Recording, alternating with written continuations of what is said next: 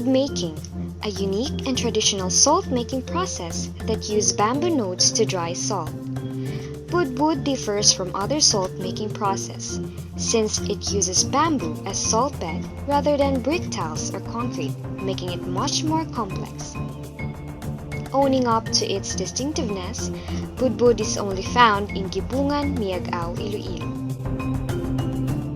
The book history of Miagao traced Budbud making in Gibungan to date back from the year 1823. In 2015, 192 years later, the Budbud makers of Gibungan have still kept this complex salt-making tradition alive, passing it from one generation to next.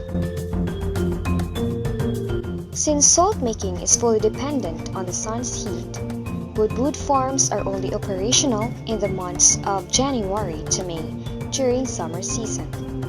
Budbud farmers would start prepping their salt farms by first clearing away stones, twigs, and other unwanted clutter that sits in their sugkayan.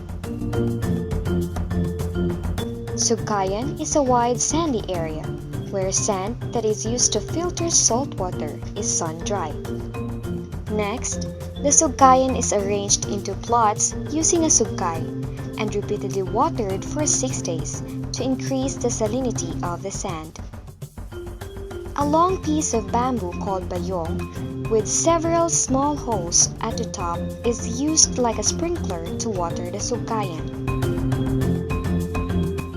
After 6 days, the sand is gathered and placed inside a kamao.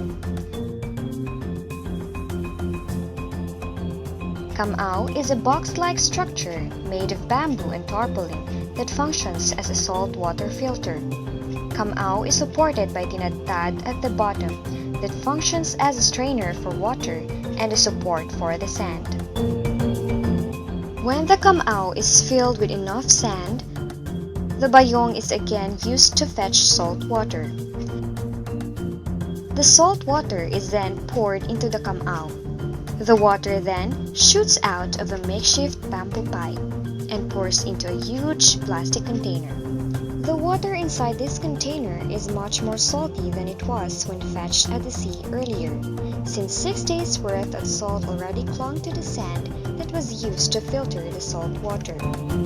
As part of tradition, the Budbud makers mix the root extract of a native plant called balunos into the filtered water. They believe that balunos helps the salt crystallize faster and adds flavor to Budbud salt. Immediately, the water is transferred into a pail and is then poured into the bamboo nodes called latahan.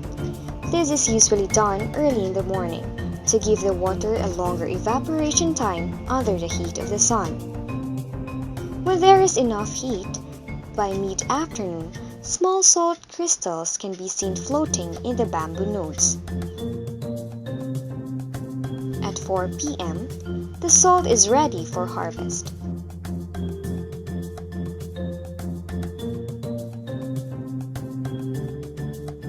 The salt is scraped from the nodes using a bamboo scrape and is transferred into a huge basket to be left to drip overnight.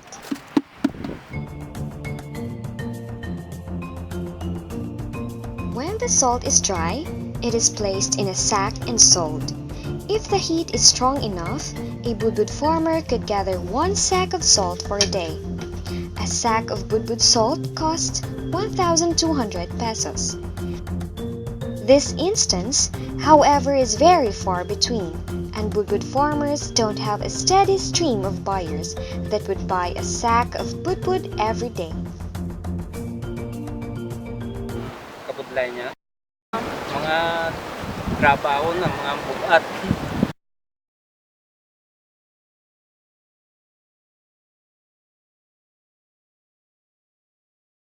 Wah, damo eh. Damo lagyan ko ng kabudlay kara. Kaya nga balbalong ko sang balod. Ang pagpasaan mo, biraon ko sang hangin. Dapat gilid ka na mo. Kung sa magkuhan ka, kumong puyuway tanay.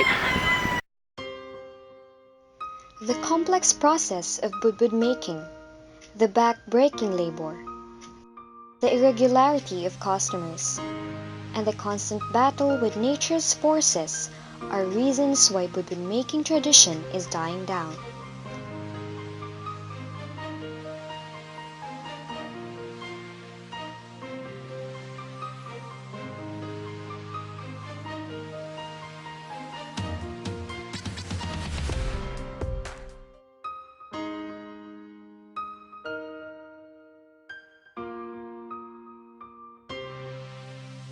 "21 years earlier, 40 operational Budbud farms are found in Gibungan. Now, the numbers have dwindled down to 5. Bali, 5 kami dyan. Parang 3 kami dyan. Tapos dito sa biyak 2. Kaya ang iba nagpo-white. Despite these hardships, the 5 remaining Budbud farmers continue the tradition, trying to reach past the 192 years, struggling to keep their livelihood, their families, and the Budbud tradition alive.